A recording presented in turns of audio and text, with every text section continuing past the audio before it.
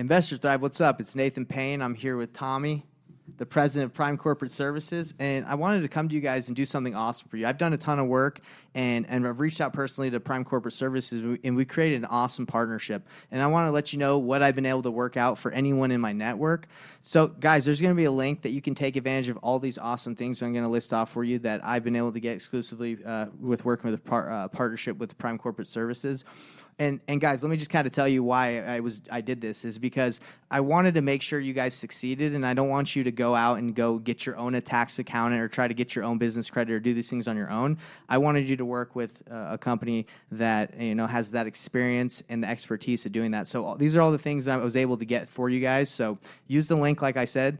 Click on it, and you'll be able to set up a link or appointment to work with them to do these exclusive things. Go to investorthrive.com right now to check out some of our free training on how you can make money as a real estate investor, or schedule a time with me so we can chat about our mastermind mentorship and how we can help you learn how to wholesale nationwide and grow your business.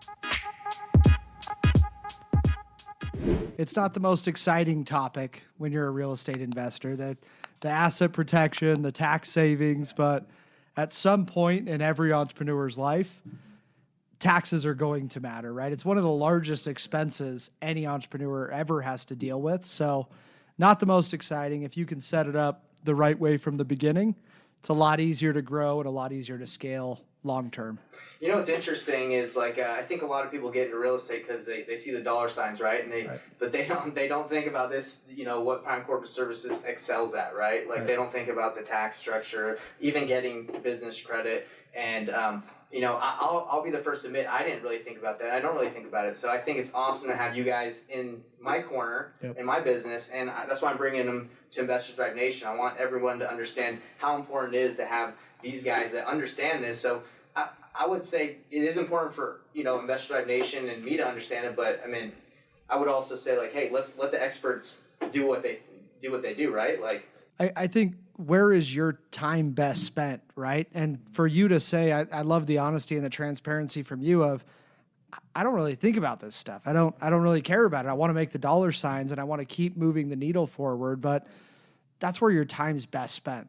And if you have a professional team that can take that worry off of your back and make sure you're protected, make sure you're maximizing from a tax standpoint and legitimately showing yourself as a business long term, I think it's important to stay focused on what you truly want to do, which is the real estate side. Do deals, right? Right. That's what a lot of people want to do. They want to do the deals, let the tax guys do the tax stuff. So let's kind of dive right into entities, and tell me about the entities that exist. And, more, I guess I can start with the question is, if you're brand new, like a lot of the people in Investor Thrive are, should they even start with a LLC or an entity, or should they just start closing deals in their own names and not worry about getting an entity set up? Yeah, it's a great question. It's one of the most commonly asked questions that we get is, when should I structure an entity, right? If you haven't done a deal yet, I think any entrepreneur oftentimes goes through a couple different phases of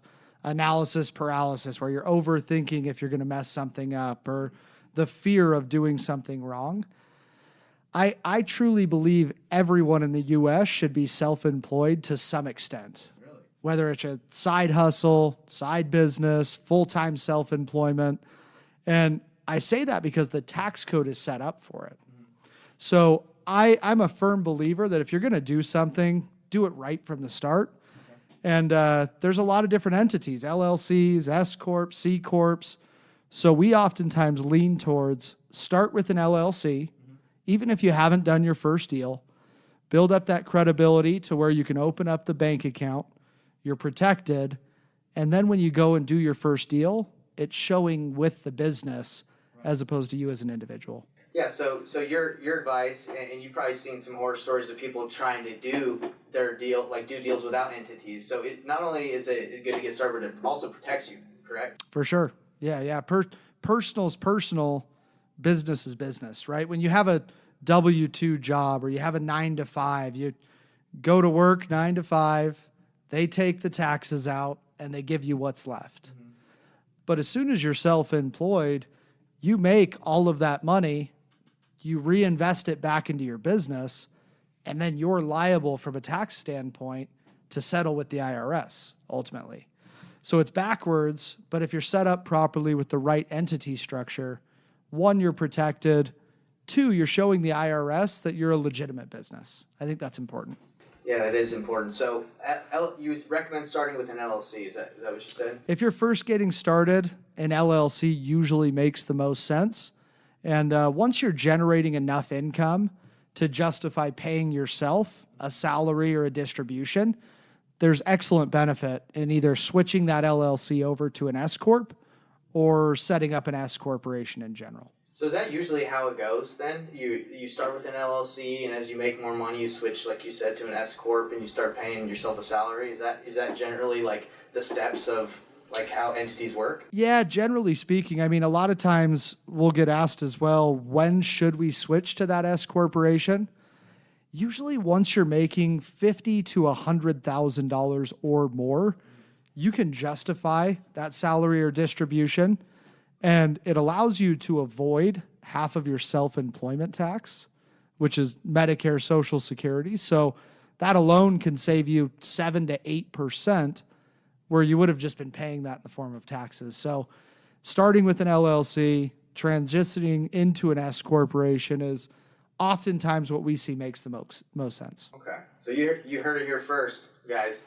Start with an LLC, and I know a lot of people are like, well, I don't want to make that investment, right? Because this is going to cost a little bit of money to get your LLC set up. What would you say for the people that are like, I'll just do it later?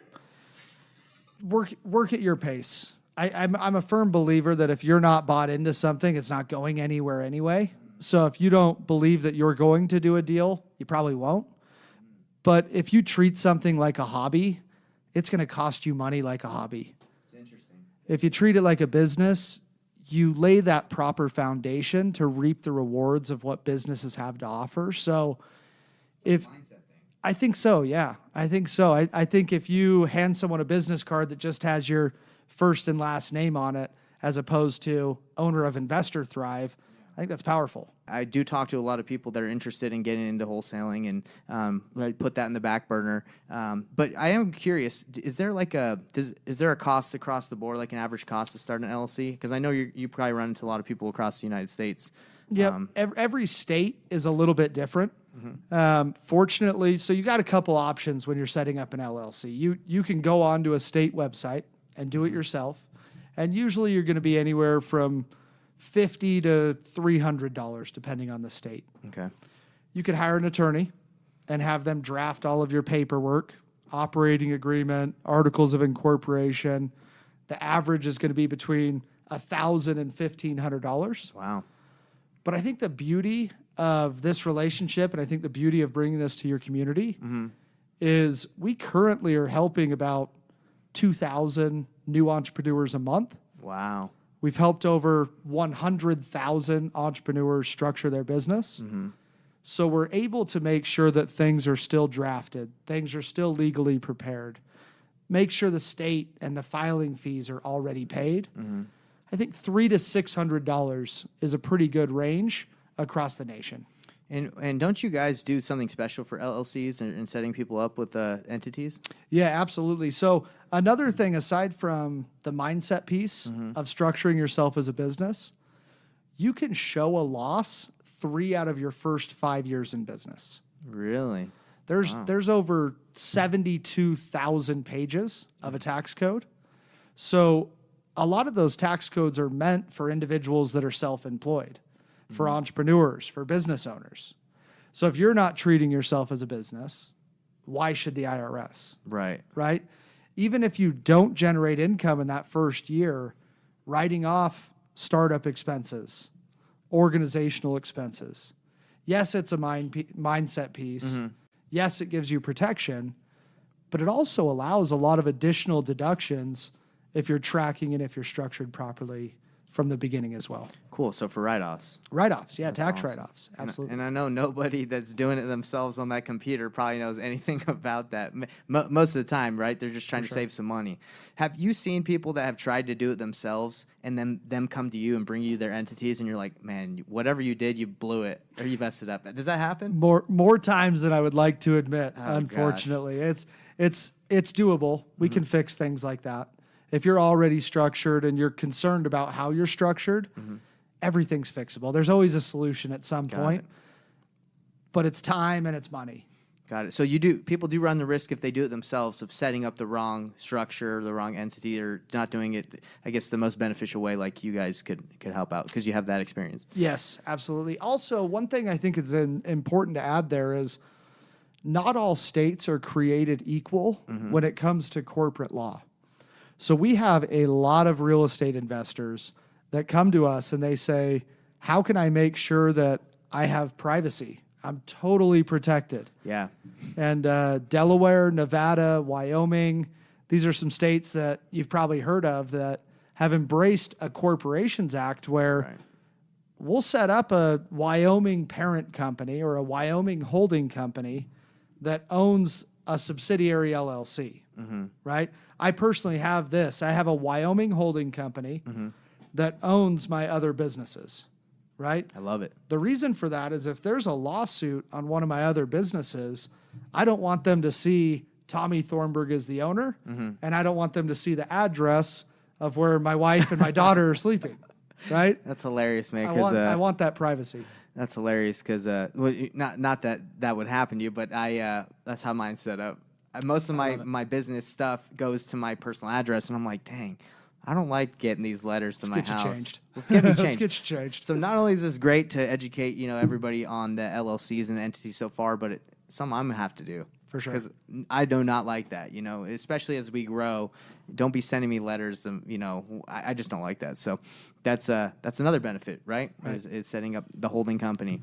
And it's you mentioned this earlier, but a lot of people say it's not if you get sued, but when you get sued. Yeah. And it's a very unfortunate, but litigious society. There's 70 new lawsuits filed every minute.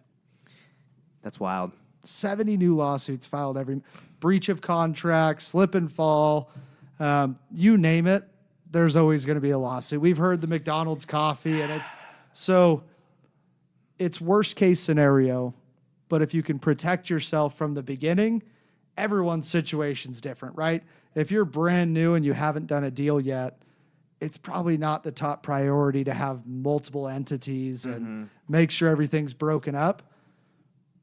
But crawl before you walk and walk before you run. But the more that you have that peace of mind that if or when you make a mistake or if or when someone sues you, even if you're not in the wrong, Yeah. you're protected. Yeah, and that's something I've learned about getting sued is that anyone can sue anyone over anything. So, sure. I mean, it doesn't. You could be in the right the whole time, but I mean, they can come for you. So, yeah, that's awesome that you guys help people protect themselves. Yep. So, I guess to wrap up entities, it sounds like if you're a brand new investor, there's no need to wait. Because not only is it a mindset thing, but you want to start off on the right foot and be professional and start doing deals through that LLC and not in your personal name. And then as you grow, as you level up, you can set up an S corp. Is there anything else we've missed on the entities that you guys help with? C corporations are awesome from a protection standpoint, but we don't want you to be hurt from a tax standpoint. Once again, everyone's situation is so different that just talk to us. If you're brand new, let us know that you're brand new and we can work with that accordingly. If you've already done 10 deals and you're still doing them under your personal name, that's okay, but let's change that moving forward so that you are protected and you understand the tax benefits. Cool. So how would it look like if someone that watches this, whether it's in one of the course platforms or online, how would they go about getting set up with you guys? Would they just schedule a call and then talk to someone about getting an entity set up? Yeah, what we'll do is we'll get you a link, and you can click on that link, and we'll make it so that you can schedule a free consultation. So 45 minutes to an hour. Schedule a time to speak with one of our representatives, whether you're structured or not, kind of break down the importance of the entity setup, which entity is best for you, where is best for you to be set up, and we'll break all that down for you. We'll get you a link. It'll be down below or wherever you end up putting it. And it sounds like it's an educational experience too. They kind of let you know what's your best option, right? Yep, absolutely. At the end of the day, to bring entity structure full circle, we're really trying to accomplish three things: asset protection, tax benefits, and showing yourself as a legitimate business, not only to banks and lenders, but to future clients, to future prospects. Cool. Those are the 3 takeaways. And one thing I wanted to say before we move on to the next, what would you say, I guess, programs that you guys do, is I used to have a tax lady that did my taxes when I was doing door-to-door sales. And I told her I was getting into real estate investing, and I told her wholesaling, and she's like, what's that? And then I was like, this probably isn't going to work out moving forward, because she didn't know what I was doing. Right. So the most powerful thing about working with Prime Corporate Services is you guys have that experience. I mean, you don't want to work with someone that doesn't even understand what you do. You know, if you guys are having someone else do your taxes or setting up other additional entities. So that's something that's really cool about what you guys do. Don't you guys specialize in working with investors? Yes. Every industry is different. Every business is different. And the tax code is set up to benefit different businesses, right? If you own farmland and want us to file your taxes, we're not doing it, first of all. But second of all, we don't know that industry, right? So if you're in the farming business, you're out of luck. go somewhere local. But the real estate industry, online businesses, consulting, we've got a full team of accountants and CPAs. We've got about 40 accountants and CPAs right now. So what's really nice is if you already have an accountant or a CPA, ask that exact question. Do you know what wholesaling is? Do you know what novations are? Do you know what creative financing is? Do you know all the exit strategies? Like, just bring them up to your tax account. If they don't know what those are, then you probably... How many do you file a year? Yep. Right? If you haven't heard of it, you probably haven't filed them. Right. But once you've filed hundreds and then thousands of different wholesale businesses and novation businesses, naturally you're going to have a team that finds other areas, right? If you hear about something and you bring it to the accountant, the 40 accountants are naturally always talking to each other. So the follow-up question is, how are you going about understanding new tax codes? How are you bettering your... No one knows all 72,000 pages of the tax code. I bet that'd be wild. Right? But the more that you... Just like masterminds, right? That's when we first met, was at a mastermind in Arizona. That's right. And you're always going to better yourself. You may know 90% of what's told at those masterminds, but if you have one takeaway, 10% of a takeaway, that really can change your business long term. So. Yeah, for sure. And one thing I found in my personal experience, in investor dive, you guys should do this too, but important way to level up is get the right people in your corner, right? You want to get really good at real estate investing, well, you got to get the best tax people and the best, I guess, team around you, so you're protected and you're doing things the right way. Yep. So is there anything else we missed on entities that you think that might be helpful to I new think investors, experienced investors? I think it wraps. We could probably talk about it for another week if we broke down each one. But whether you're already structured or if you feel you need another entity or your first entity, schedule a call. And entity structuring, business credit development, tax planning, tax preparation, estate planning. I know those are all areas that we're going to get into and we're going to talk about, but schedule an appointment so you have a good understanding of what you're doing. And remember, it's not about where you are right now. It's where you're going to be in 3 years, 5 years, 10 years. Right. A lot easier if you're set up properly from the beginning. Cool. And I got one last question about the entities. Like, so if you're working with someone to build your entities over there, do you have constant contact with like one person? Do you have multiple contacts at Prime Corporate Services? How does that work? Yeah, we have multiple contacts depending on what you're doing. Okay. I don't want my entity team to talk to you about taxes, right? Because it's not as efficient for you. But you do have one designated contact that if you need additional entities or if you have a question on how you're structured, you have one contact point that you can go to. Cool. So hit them up. I guess the purpose of this was just to educate you guys on the importance of entities, and if you are brand new, like we've talked about, getting set up with an LLC does help not only your mindset but get you protected and get you in the right direction. Yeah. So let's kind of hop into I think it's the business credit program, right? Right. Tell me, kind of give me an idea what that's about, because I'm sure people are like, business credit? I got personal credit. What's business credit? Yep. Business credit is a crowd favorite. Every time I talk about business credit, everyone's like, how do I get more of that? You've never run into an entrepreneur that's like, I want less money. Yeah, give me all that business credit you got. So everyone, you have a legal name, you have a social security number, and you have a credit score, right?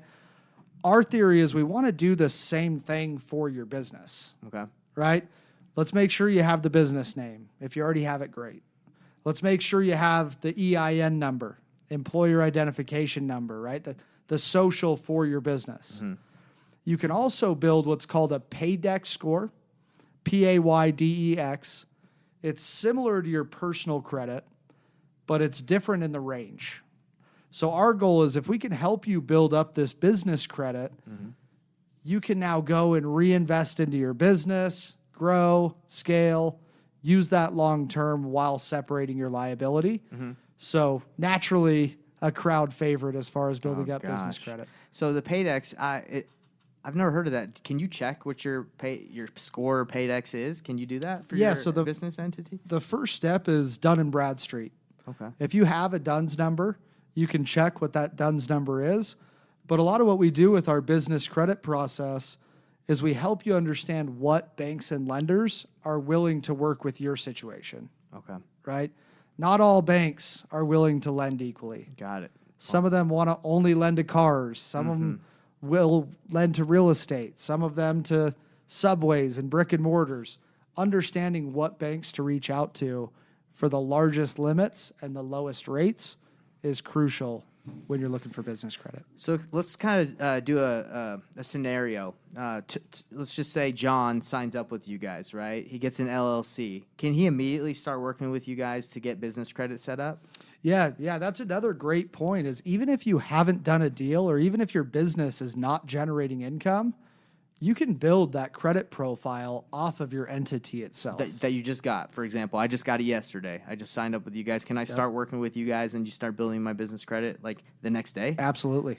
Yeah, and here's a benefit of that. A story that I'll oftentimes tell in a scenario like this is how nice would it be if when you were 12 years old, someone said, I'm going to make sure you have an 800 credit score by the time you're 18. Say that's great. Right? Yeah, I'd love that. If you can build up that credit history, that's the hardest part to build your credit is the credit history. Right. You have the on-time payments, you have the debt to ceiling percentage.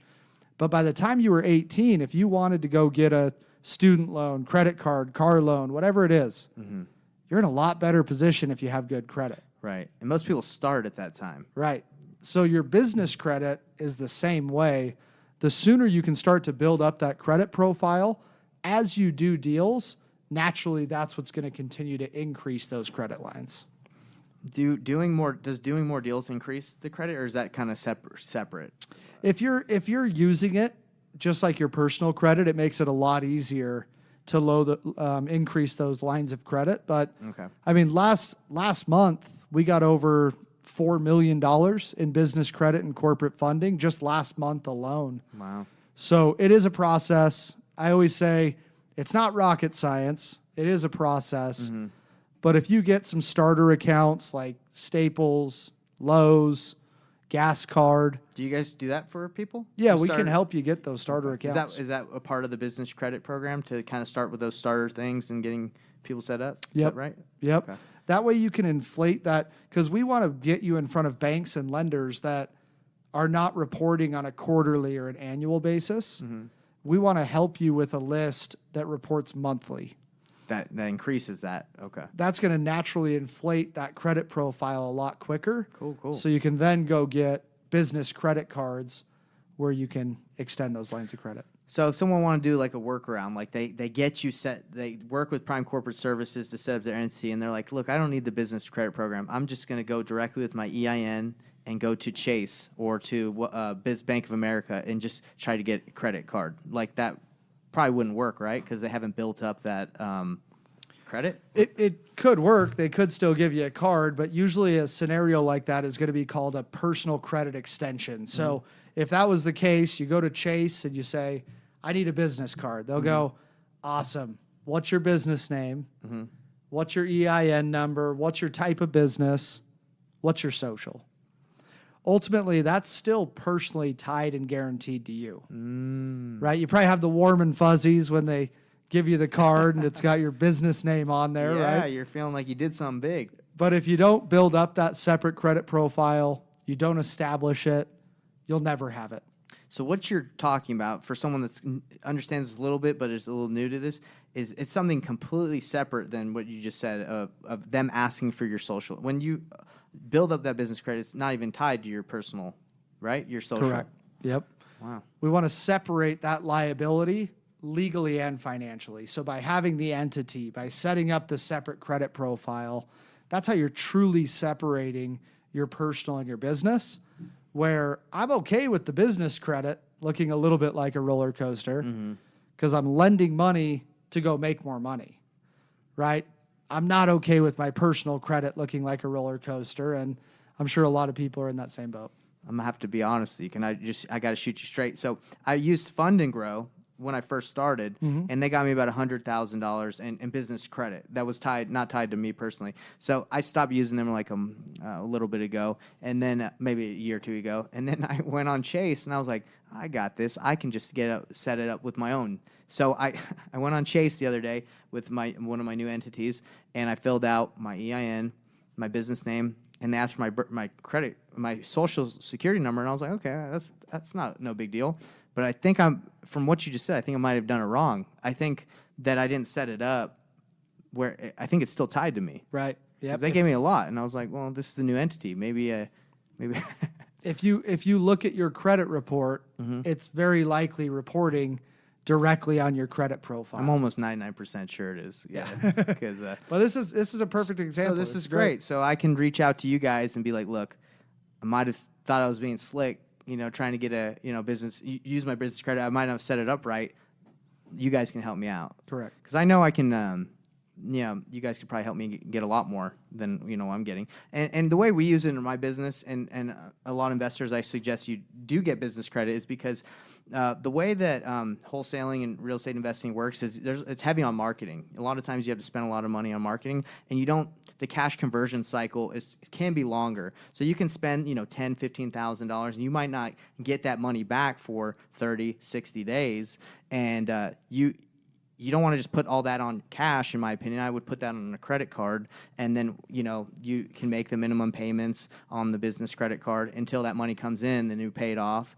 That's kind of what we do, so we're not always having to shell out cash when we do heavy marketing campaigns. It makes me sick to my stomach when I see someone at like a gas station buying a drink with cash or a debit card, let alone thousands of dollars in marketing. Yeah. Right? Yeah. If you could invest with business credit for your marketing, give yourself that time, 30, 60, 90 days, whatever it is, there's a lot of 0% offers. Tons. There's a lot of balance transfer offers. For 12 months, 16 months, 18 months. I mean, they give you quite a bit of time. But there's also a lot of rewards, right? I can't tell you the last time I paid for airfare because I'm always utilizing business credit. I let the business pay for itself, and then I'm paying myself from there. That's that salary. That's that distribution. Yes. How organized is everything over on this business side? Because you've used nothing but business credit. It's all in there. But I'm still reaping the rewards of airlines, cash back, 3%, whatever it may be. Yeah, 100%. So I think if people aren't doing that, they're grossly, I think they're making a mistake, and not to throw my mother-in-law under the bus, but she doesn't like using credit cards. I'm like, you got to use your credit card. You pay it off just like a debit card. Get your points. It's the same thing as your business, right? Yep. I mean, why would you spend $10,000 on mailers and not get $200 back or $300 back? I mean, you're going to pay it off anyway. Shout out to your mother-in-law, but please start getting those reward points. Should she hit you up? Please. Can you guys help out? Let's get her using the credit card. She needs the rewards more than anything. She's responsible. It is just a different way of thinking. Yeah, it's a mindset thing. Yeah, I mean, I've always treated a credit card as a debit card. Just pay it off. Pay the payments or pay it off when it's due, and get the rewards. You're maximizing. So, again, I think what you guys offer for business credit program extremely important because we do it. You have to. With how heavy the marketing is in wholesaling. I mean, you got cold. It depends what people do, but if you do cold calling, pay-per-click, I mean, that stuff can add up to 30, 40, 50,000. Even I know there's some people that run like $100,000 campaigns a month. I mean, do you think they're just spending that all on, right out of their bank account? No, they're putting that on cards and getting those rewards, and they're building that credit. And the more you spend, the more they give you, right? We have thousands of credit clients at this point, and that $4 million, I should know how many people that's broken up over last month with the 4 million that we got. But I always mention, like, I wish so bad that I knew the compound effect of the $4 million that we help people get for their business. How much additional money were they able to generate over the next year? Yeah. Over the next 2 years? Was that business credit what allowed them to take the risk to up their marketing budget that ended up resulting in a couple more deals? If you really think about how big of an impact that can be for anyone's business, it's pretty interesting. Yeah, it's honestly a game changer because I'll kind of give a little bit more insight to where we were. My first year in wholesaling, we made like $90,000 in our first like four or 5 months. And what happened is, we made 90, we paid ourselves, and we put the rest into marketing. We didn't have business credit, and the count went down, right? And then we weren't using business credit line or credit cards at that time. We were just paying out of the account. So what would happen is the account would go down. We'd spend more, and we get a deal. Then it'd go up, we'd pay ourselves, pay marketing, and then it'd go down. It'd be like this, right? And we didn't really make it ahead where our account stayed consistent and went up until we started leveraging business credit, because then we were able to really stay consistent with our marketing. And that's a big issue with wholesaling and this industry is if you're not consistent with your marketing and how many leads come in, then you're going to see those ebbs and flows. But if you can stay consistent, then you're going to be consistently getting more deals. So it's super important. I like that. Yeah, I think it's, and then you can pay yourself first. You can make sure you're tracking those expenses so that you're writing it off at the end of the year. There's the compound effect of the benefit on the percentages is insane. Like right now with streaming this live, the Fed's just announced that they're likely going to raise the interest rates again. And even with the last raise in interest rates, everyone's losing their mind, right? It's like, what's going to happen? Oh my. Yeah. We're talking about 6%. Like, what if you were to focus on saving 10% on your taxes? What if you made an additional 10% with real estate and saved an additional 10% on taxes? That compound effect is really how you start to generate good wealth. That's important to know. So you guys, instead of focusing on, I guess, the doomsday, you're like, hey guys, there's more money to save outside of just, I guess what people would normally think about, like, they can save money on their taxes, and that's really cool to for you to bring that up. It's not about how much money you make. It is all about how much money you're able to keep in your corner. Yeah, and I can guarantee if you don't have someone that knows how to keep that money, you're not going to keep a lot of it, right? For sure. You're probably going to spend. You're going to have to pay it to the government and taxes, or So you need the right people in your corner.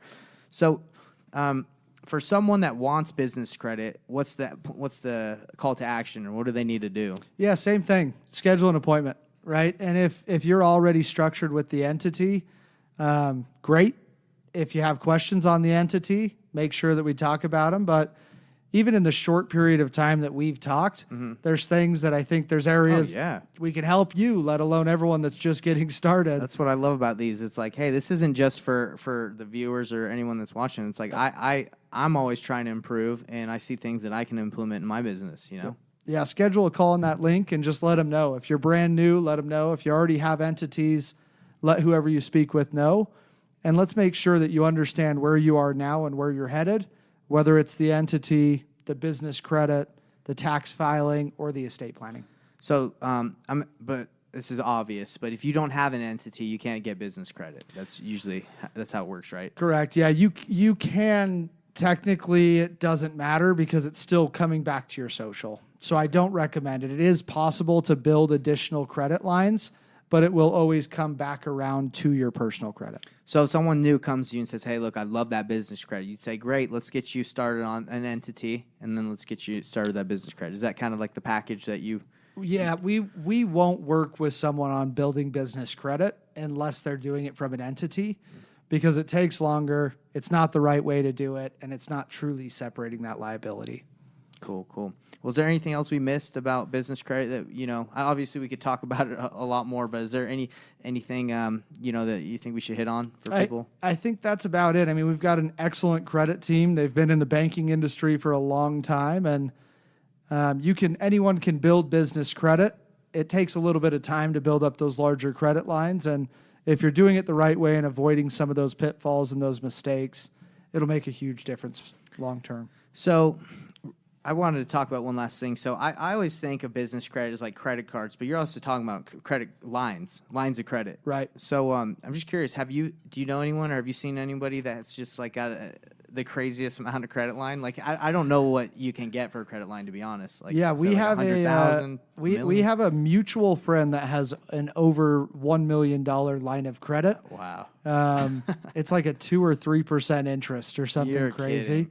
Seriously? But that doesn't happen for everyone. A lot of times people start with maybe 5 to 20,000 and then start to grow it up to 50, 100, depending on the income levels that you're using. If you're not using that line of credit, it's not going to grow.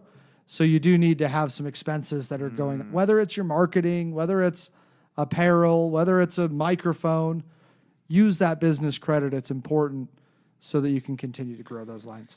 Yeah, so with our business credit, we usually use the credit card that has 0% interest because we don't want to accrue any interest and pay any of that. But you're saying it is important to use your business line of credit, or they won't increase it. Is that what you're saying? Depends on what you're using it for.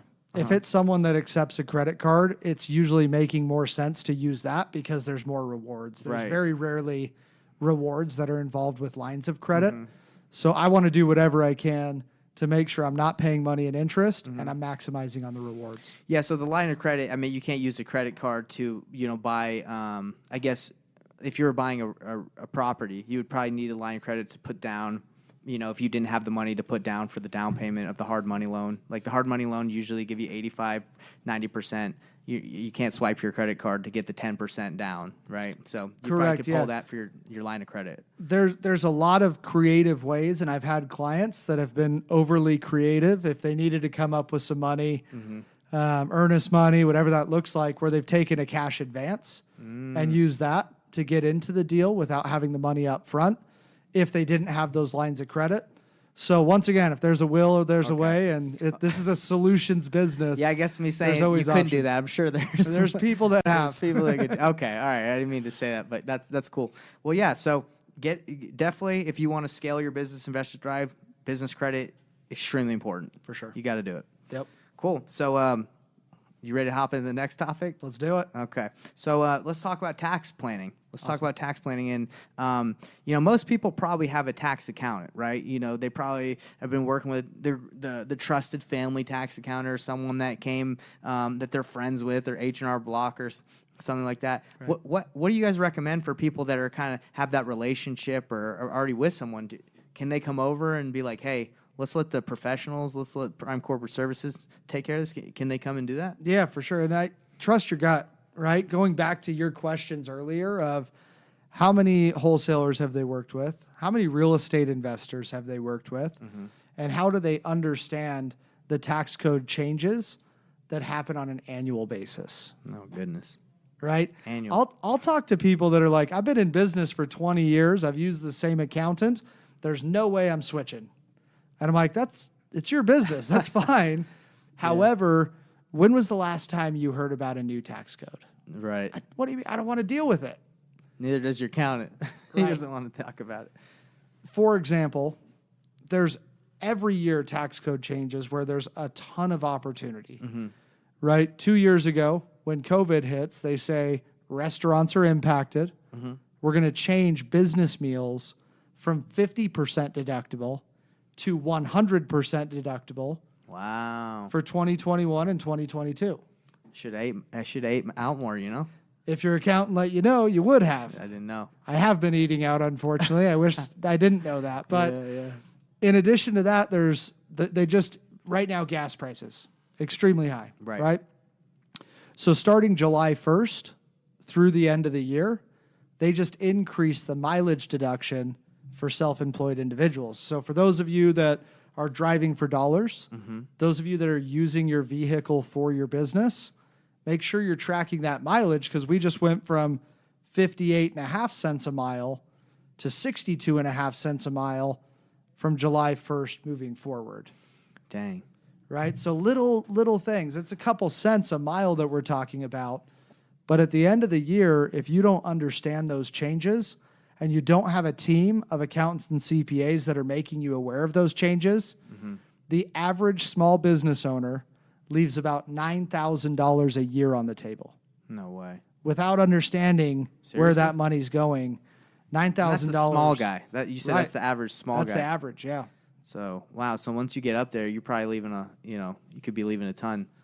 Yeah. So do you ever go back and someone bring you, maybe they've been working with someone for 5 years and they say, hey, I'd like to work with you. Can you look back over my last 5 years and help me out and see if I left any money on the table? Do you do that? We do, yeah. It's probably a big hassle. Yeah, and once again, everyone's situation's different, right? I think it is important if you switch accountants and CPAs to have them look at the previous year. It makes a lot of sense in a lot of scenarios to go back 3 years. But it's usually pretty rare that you want to go back over 3 years because it's probably going to cost you more money than it's worth. But depending on your income level, depending on the business that you're in, it's absolutely an option. Cool. So we talked about planning, and I'm not, for people that aren't sure what tax planning is. I mean, a lot of people just think like, hey, at the end, right before I have to file my taxes, I just got to get all the information ready and give it to my tax guy. That's what I feel like most people do. Right. I do that sometimes too, other than paying. I think I pay quarterly, like my. I can't remember what I pay something quarterly. The estimated's quarterly. There you go. So I pay that, but most people don't plan it. So what do you mean by planning? Like tax planning. Whenever someone asks me tax advice, right, they're always looking for a quick tax code that will save them a lot of money. But I always say there's two things that are very, very important. Number one, hire an accountant or a CPA. Don't file your own taxes, right? You're your like worst the TurboTax stuff. You're your worst advocate. It's if attorneys hire attorneys, CPAs and accountants have other CPA and accountants file their taxes. Right. And there's a reason for it. Sometimes that perspective from the outside looking in, there's things that you wouldn't have even thought of to write off from a tax standpoint. So number one, hire an accountant or a CPA. Number two, track and organize your expenses somehow, some way. Like QuickBooks or something Whether like it's, that? we love QuickBooks. We use QuickBooks all the time. Our bookkeepers love using QuickBooks. But even if it's an Excel spreadsheet, right? If it's one credit card, everyone's situation's different. And if you're brand new, I do think there's still benefit in setting up that entity. Right. But I don't think there's benefit to you having a bookkeeper. Yeah.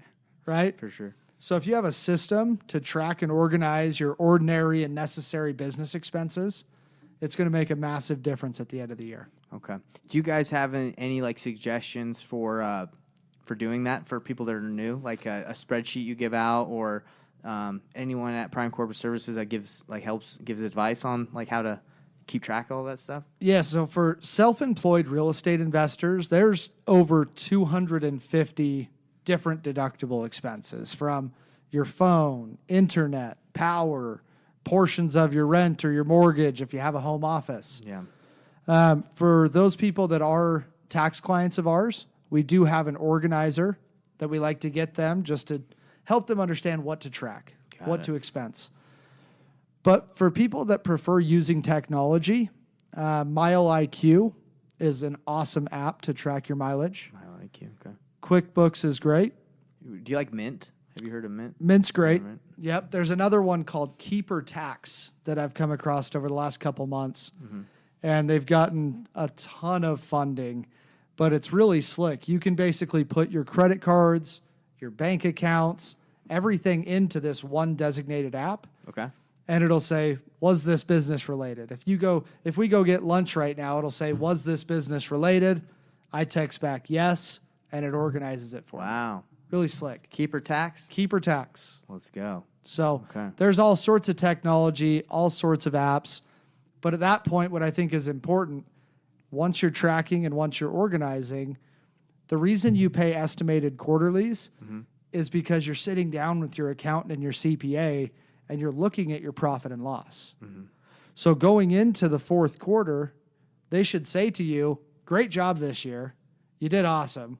Either you're paying $20,000 in the form of taxes or you can reinvest it back into your business. Do you put that back into marketing? Do you put that into the infrastructure of your business? Right. Right? If you're gathering all your stuff up and come tax time around March or April, handing it all over to your accountant or CPA, you're part of that statistic of leaving $9,000 on the table. Right. Right. So really the planning starts going into that fourth quarter. Dang, I'm sure you guys have tons of testimonials of people that have been doing it themselves or with their mom and pop shop, and then they come over to you and they're like, "Dang, I was leaving all that money on this, paying it out when I didn't need to." I'm sure that happens all the time. One of the partners and affiliates that we work with had a $600,000 tax bill, and that's what ended up having him come to us and start to working with us. And You serious? That's crazy. crazy. I think Did you get it down? to about 150, about 150,000. So that I bet he was jumping for joy. Oh my gosh, he still is. Every time we talk, he's excited about it. But everyone's situation's different. The more that you understand what to track, you're naturally going to save money in taxes. Wow.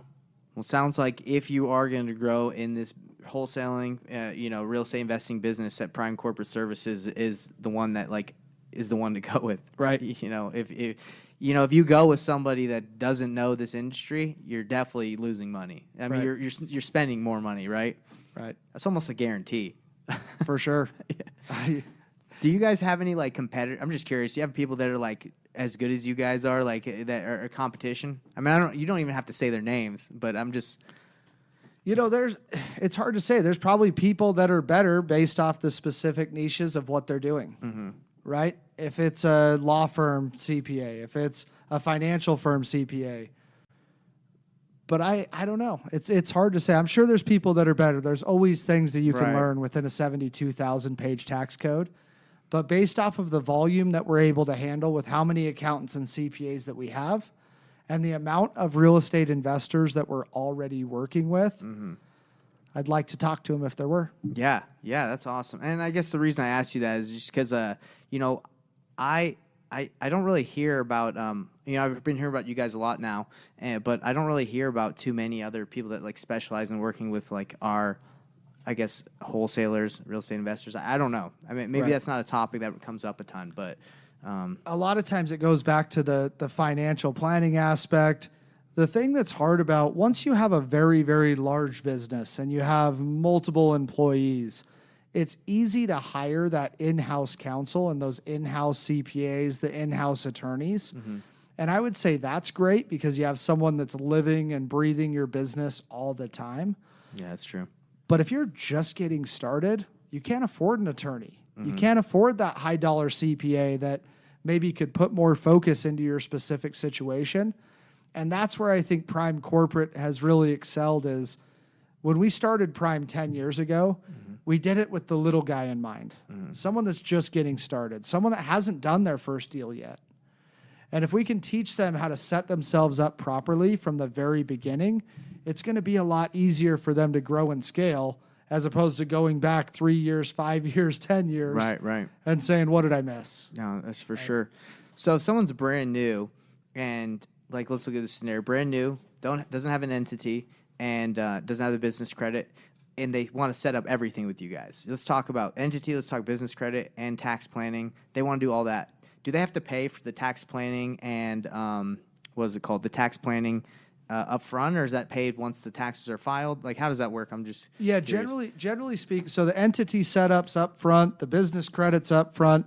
The tax we usually like to do up front as well because we want to do the planning, right? A lot of times you don't pay your taxes until they're filed because there's no work that's been done beforehand. But that's what we preach. We want you to plan. We want you to have that quarterly meeting. We want you to have someone that you can call and that you can email. So if we're filing those taxes, we generally do like to get a commitment from somebody up front to show that they're committed to reach out, committed to having those Right. conversations that will make the big difference, obviously, at the end of the year.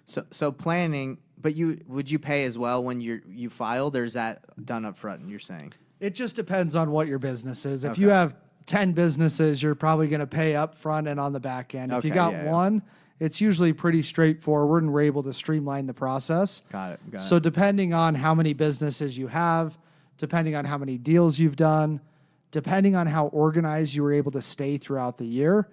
Those are all components that are going to make a big difference, because most accountants and CPAs are either going to tell you that they charge by the hour, or they're going to tell you they charge by the form. Mm-hmm. So if they charge by the hour, I usually say turn around and run.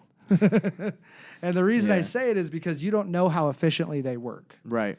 You don't know how much other things that they have going on. You don't know if they need to charge you for research and development because you had a unique scenario this year. Mm-hmm. Right. On the flip side, if they're charging by form, the average for accountants and CPAs is $400 to $600 a form. Mm-hmm. Personal tax is a form. Business tax is a form. So what I don't want that to do is get very expensive as you get more successful. Mm. If you can track those up front and you can have someone that you can call or email on an annual basis, it's naturally going to be a lot easier to keep that cost down. So the sooner you're set up the right way and the sooner you're tracking your expenses, the less expensive it'll be long term. Yeah, no, that's super cool. And it's not something a lot of people talk about. A lot of people don't talk about entities like we're talking about business credit, tax planning, estate planning. But I think, as you level up, you got to have, like I said, the right people in your corner, Right. or you're going to be wasting a lot of your money. Is there anything else that you think we should talk about when it comes down to tax planning, filing? Hire an accountant and a CPA and organize your expenses, please. If you could make sure that you're doing that, you can get away from that statistic of the 9,000 that's left on the table, because the rude reality is anyone that watches this has the intent to be self-employed. Right. And that's all the IRS is looking for, is do you have the intent to treat and operate as a business? And what you just asked Investors Drive Nation to do is very simple, right? I've been doing that for the last, however long I've been self-employed, been working for myself. Like, it seems like you ask people to do it, like they don't do that. Is Right. that, do some people not have a tax accountant or a CPA? Or It's very, very common that they're just piecing things together, or they, go to the local H&R Block or the local Jackson Hewitt. It's aunt, uncle. That's a okay. terrible- No knock to them, but well, I mean, if you want to pay more money, it's okay. It's not, because Right. most of the time they're not going to catch everything. They might do it here and there for a couple people, but you guys are seeing, like you said, what did you say, 72,000 tax codes like that change? Or? Right. And even one of the things that one of our CPAs, one of my favorite CPAs on our staff, I'm not going to say his name because then everyone's going to call back and ask for You got to give him. him the name. But one of the things that he said was accountants and CPAs were initially created to defend people from the IRS. Really? And a lot of accountants and CPAs nowadays are just trying to get taxes filed because that's how they get paid. So you should have someone that's on your team, that's on your side, that's helping you understand what the rules and To stick it regulations to the man, are. The IRS is the largest collection agency in the world. It's crazy. And it's a game. The more you understand how to play the game, the easier it is to win. Cool. Well, I mean, that's been some awesome information on, tax planning and filing. And it sounds like you guys, anyone that joins to work with Prime Corporate Services is going to have a rock star in their corner they're going to be able to reach out to, and they're going to understand. And that's been one of my biggest issues with working with tax accountants in the past is I ask questions and they don't answer my questions. But it sounds like, you guys, when you do the planning, you explain it and you help the person understand what's going on. For sure.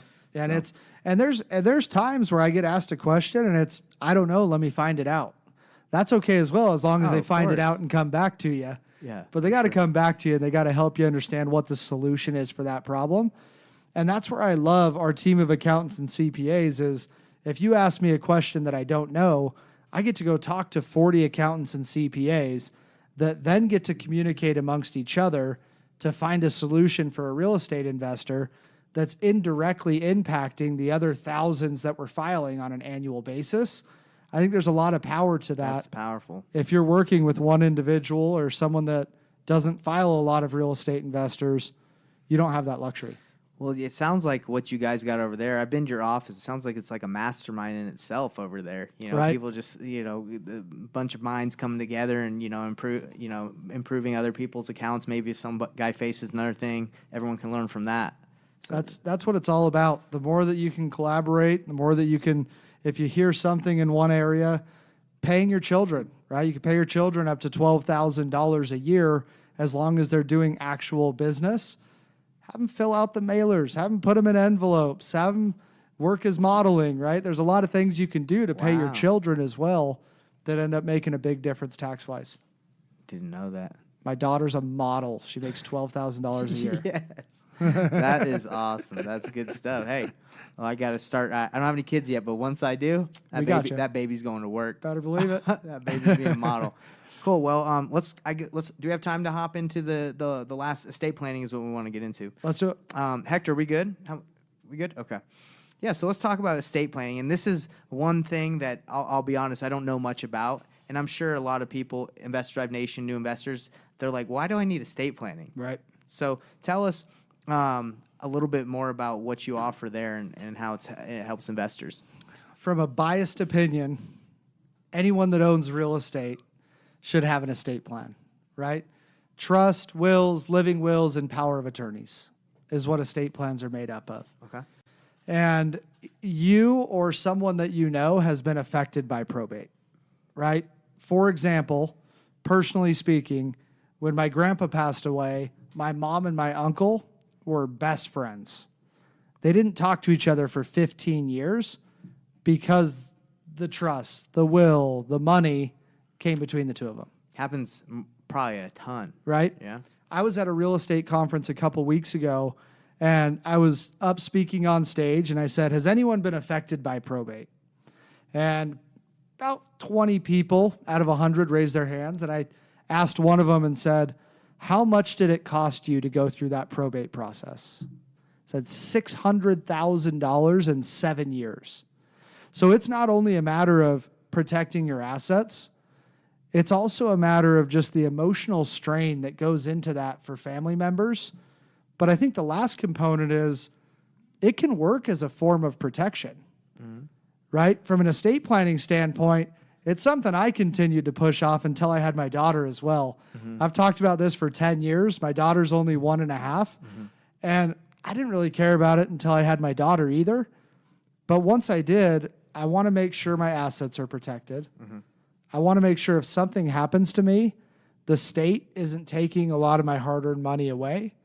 And I have a say of what I want to happen with life insurance, the properties that I own, the businesses, any of the ownership that I've created by working my tail off. Right. I want to make sure those things are protected. So it's an easy one to put off.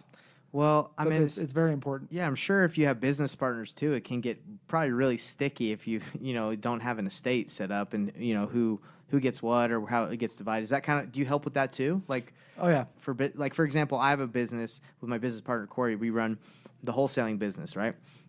So we both own 50%. He's actually 51, I'm 49, and then on our other businesses we just switch. So if I were to pass away and we don't have any estate set up, I guess we would be in trouble, right? He's the owner.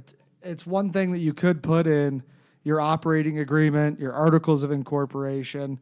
In one of the businesses that I own with multiple partners, I have that if something happens to me, the additional gets handed over to my wife. Okay. Now they can buy my wife out, they can do whatever they need to do, but that needs to be in writing. But is that estate planning that we're talking about, or is that something separate? That would be more on the entity structure side. Do you guys help with that too? For sure. Okay. Yeah, absolutely. Gotcha.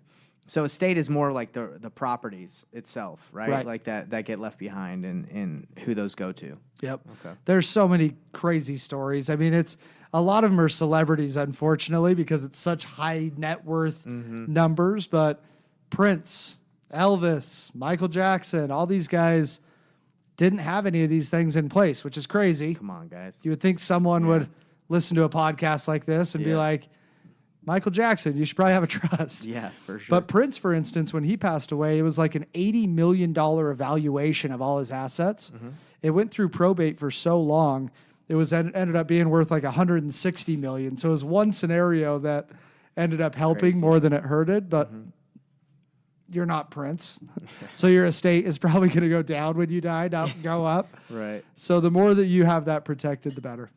Cool. So it sounds like, for a brand new investor that's coming in, they probably wouldn't think too much about, estate planning. But this is also kind of a thing to prepare them, as they keep more properties, right? Bank accounts, retirement accounts, life insurance policies, homes that you purchase, entities that you have, your favorite watch, your favorite little knick-knack that you want, My pops gave me this bad boy. It's a good-looking watch. Appreciate it. Little things like that I should say it's a nice watch. It's not little things. It's a great watch. Thank you. All those can be wrapped up into the estate plan at some point. And do you help with those little those things like life insurance policies and all? Do you do that, or are you hoping that's already there and then you just wrap it up and? So everything we don't do that currently. We have a full team of attorneys that do all the estate planning. Okay. So the trust, the will, the living will, and the power of attorney, all of that is wrapped up. Those are just some examples of things that a lot of you probably already have in place or eventually want to have in place that you can go in and you can change those. It's recommended to update your estate plan every 3 to 5 years. But if you're a real estate investor, a lot of times every year makes sense depending on how much business you're doing, right, and how many deals you end up purchasing. So, once again, everyone's situation's different. If you have a major life change or a huge financial swing, oftentimes it's worth it to get that updated. Cool. So you would again to recap, you recommend someone coming to you guys for estate planning anytime they own real estate. Is that right? I think it's a good rule of thumb, especially when I know I'm speaking to a lot of real estate investors. Protect what you're working so hard for, right? And I think this is important. We should probably talk about the cost of the estate plan because it sounds like it could be extremely expensive. Yeah, it sounds like a big estate, like $1 million. I have a uncle in California that does a lot of estate planning. He's an estate plan attorney. He won't do one for less than $30,000. So he's dealing with very high net worth individuals. He's always like, send people my way and let me do their estate plans. And I'm like, no way, you charge $30,000 minimum. Yeah. So we do a lot of work around the estate plans. And our head attorney said in the 19 years I've been doing this, I've never created the same estate plan twice. Wow. So usually we're about $3,000, but that way you can make the changes every year. It's the same things with attorneys. They're going to either charge you by the form or they're going to charge you by the hour. And attorneys aren't cheap. No, they're not. So is that $3,000 usually yearly? Is that what it is? One time, $3,000.